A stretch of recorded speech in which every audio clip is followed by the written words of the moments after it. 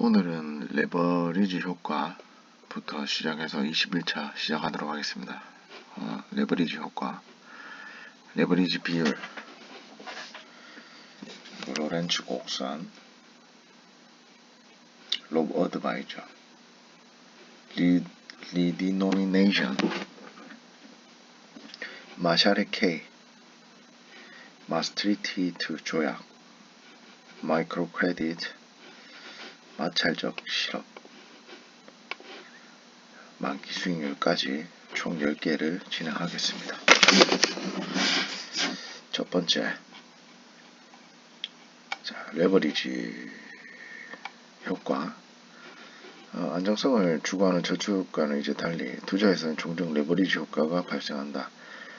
금융에서는 실제 가격 변동률보다 몇 배 많은 투자 수익률이 발생한 현상을 지렛대에 비하여 레버리지로 표현하는데, 투자에서 가격 변동률보다 몇 배 많은 투자 수익률이 발생하려면, 즉 레버리지 효과가 나타나려면 투자액의 일부가 이제 부채로 조달되어야 한다. 레버리지 효과는 총 투자액 중에서 부채의 비중이 커지면 증가하게 된다. 원칙적으로 레버리지가 내재한 투자의 예로 전세를 끼고 주택을 매입한 경우 상정하면 10억원짜리 아파트를 8억원의 전세를 끼고 자기자본 2억원으로 매입했으면 투자 레버리지는 5배가 된다.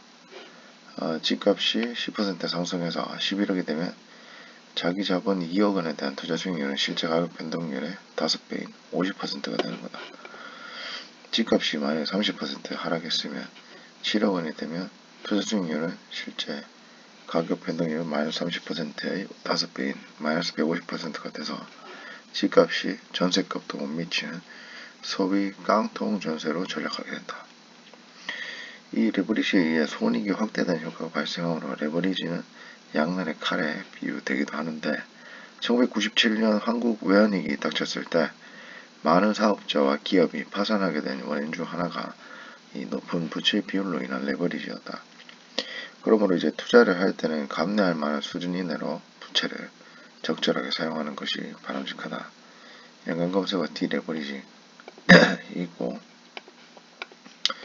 밑에는 레버리지 비율, 기본 자기자본, 총 익스포저 이렇게 정의되는데, 분자의 자본 같은 경우에는 바젤 3 기준 기본 자본을 사용해서 부모의 총 익스포저는 위험 가중 자산 기반의 자기자본 비율과 달리 명목가액을 기준으로 하여 산출한다.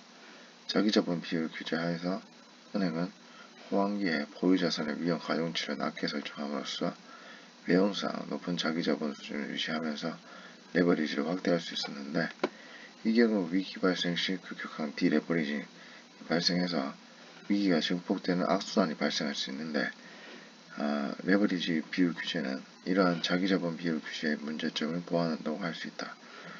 바젤은행 감독위원회 BCBS는 2015년 1월부터 레버리지 비율 공시를 의무화했고, 은행들은 2018년 1월부터 최저 레버리지 비율 3%도 준수해야 된다.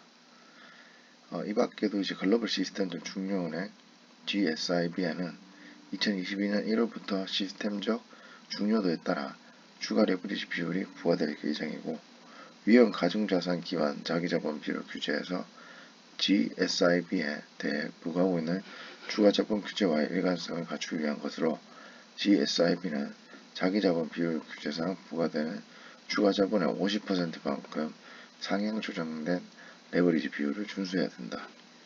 예컨대 2% 추가자본이 부과된 GSIB이 준수해야 할 레버리지 비율은 최저 레버리지 비율 3%에 추가자본의 50%에 해당하는 1%가 가산돼 4%가 된다.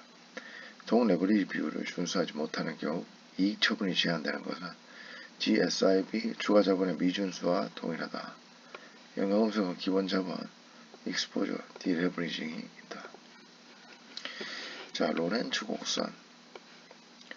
1905년 미국의 통계학자인 로렌츠가 소득의 불평등 정도를 측정하기 위해 제안한 것으로, 인구의 누적 비율을 가로축에 소득의 누적 점유율을 세로축에 놓고 이들의 관계를 그림으로 표시한 곡선을 로렌츠라고 한다. 소득의 누적 점령을 세로 추려놓고 이 관계를 근임으로 표시한 곡선. 만약 모든 사람의 소득이 일정하다면 인구가 누적돼도 소득 누적액이 일정할 것이므로 로렌츠 곡선은 아래 그림의 땡땡선과 같은 대각선이 된다. 반면 소득이 불평등하다면 처음에는 소득이 적은 사람들의 누적액이 더해지면서 가파른 모양의 아래로 늘어진 곡선이 되고 한 사람이 모든 소득을 다 가지고 있는 경우에는 오티오 선과 같은 모양이 된다. 따라서 로렌츠 곡선이 땡땡선에 가까워질수록 분배 상태가 평등하고 오티오 선에 가까워질수록 불평등 정도가 높다고 판단할 수 있다. 로렌츠 곡선은 한 나라의 소득 분배 상태를 그림으로 볼 수 있다는 장점이 있으나 그 정도를 정량적으로 표시할 수 없다는 단점이 있는데 소득 분배 상태를 정량적으로 파악하기 위해서는 지니 계수를 이용해야 된다. 아래 이제 그림에서 대각선 로렌츠 곡선 사이의 면적을 대각선 아래 삼각형 면적 전체로 나눈 것으로 소득 분배가 완전히 평등하다면 대각선과 로렌츠 곡선 사이의 면적이 0이 되어 지니 계수는 0이 된다. 반대로 소득 분배가 완전히 불평하다면 대각선과 로렌츠 곡선 아래의 면적이 대각선 아래 전체 면적과 같게 됨으로써 지니 계수는 1이 된다.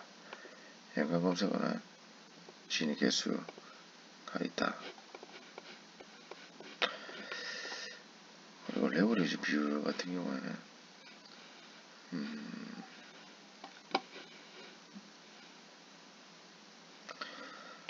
자기 자본 비율의 교재 문제점을 보완하고 자, 이게 기본 자본 나누기 총 익스포저 이렇게 정의되고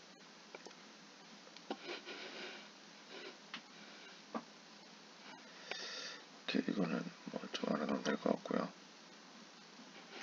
로렌츠 곡선 자 그리고 로봇 어드바이저 많이 들어봤을 겁니다. 이게 로봇이랑 자문과의 이제 합성어인데 이제 인공지능 알고리즘, 빅데이터 등을 활용해서 투자자의 투자 성향, 리스크 선호도, 목표 수익률 등을 분석하고 그 결과를 바탕으로 투자 자문은 자산운용, 온라인 자산관리 서비스를 제공하는 것이 로봇 어드바이저입니다. 서비스 제공 과정에서 비용으로 작용하는 사람의 개입을 최소함으로써 기존 자산관리 서비스보다 더 낮은 최소 투자 금액과 더 싼 수수료로 소액 자산을 가진 일반 기업도 더 쉽게 접근할 수 있고 금융회사의 자문 또는 운영인에게 로봇 어드바이저의 자산 배분 결과를 활용해서 고객에게 자문하거나 고객 자산을 직접 운영하는 형태라 로봇 어드바이저가 고객에게 자문하거나 고객 자산을 직접 운영하는 형태로 이루어진다. 로봇 어드바이저 시장에서는 미국이 가장 앞서 나가고 있는데 우리나라의 경우 2017년 12월 현재 금융기관의 28개 알고리즘이 코스컴의 제1차, 2차 테스트 배드를 통과해서 은행, 증권사 및 투자자본사 등 총 19개 금융기관이 로봇 어드바이저 서비스를 제공하고 있다.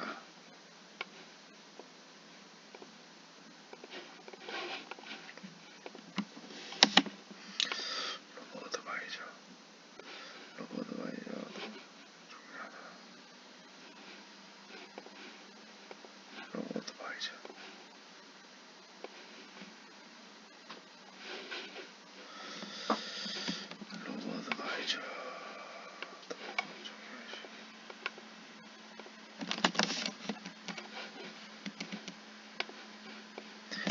자, 리디노미네이션 화폐 단위 변경이란 구매력이 다른 새로운 화폐 단위를 만들어서 현재 화폐 단위로 표시된 가격, 증권 액면가, 예금, 채권, 채무 등 일체의 금액을 법정 비율에 따라 일률적으로 조정해서 새로운 화폐 단위로 표기 및 호칭하는 것을 의미한다. 보통 리디노미네이션은 지속적 인플레이션으로 인해 재화와 서비스의 교환 가치를 화폐로 나타내는 숫자가 많아서 초래되는 계산 및 회계 기장 등의 불편을 해소할 목적으로 시행된다. 또한 자국 동화의 대외적 위상을 높일 목적으로 시행되기도 하는데 우리나라에서는 1953년에 제1차 통화 조치에 따라 100원이 일환으로 1962년에 제2차 통화조치에 따라 시판이 1원으로 변경된 사례가 있다. elimination. 다음 20-2차는 마샬의 K부터 다시 한번 말씀드리도록 하겠습니다.